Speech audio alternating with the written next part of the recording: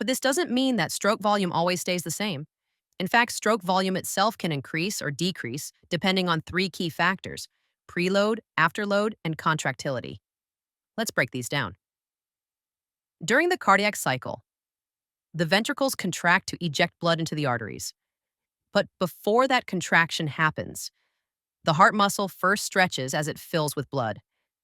This stretch, just before contraction, is called the preload.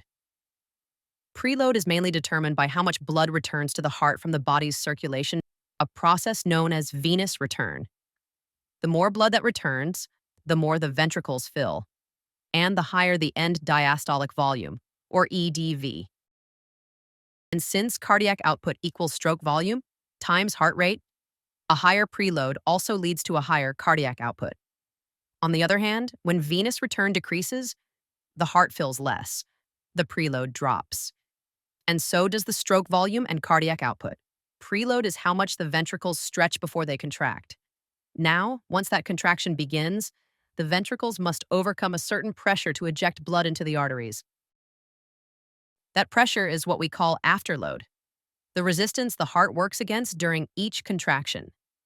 In simple terms, afterload is the pressure the ventricles must overcome to push blood out. This brings us to our second major factor affecting stroke volume. When afterload increases, the ventricles face more resistance. So less blood is ejected. Stroke volume drops and consequently, or cardiac output decreases. On the other hand, when afterload decreases, the ventricles can eject blood more efficiently. Stroke volume increases, and so does cardiac output. Conditions that raise afterload include aortic stenosis and atherosclerosis, which increase the vascular resistance and play a major role in the pathogenesis of hypertension.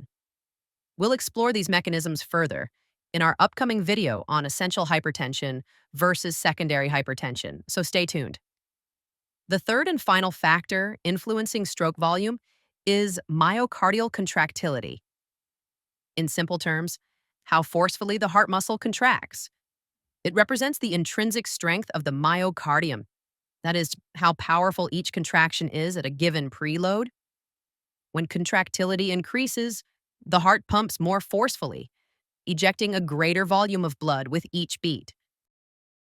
This leads to a higher stroke volume and an increased cardiac output.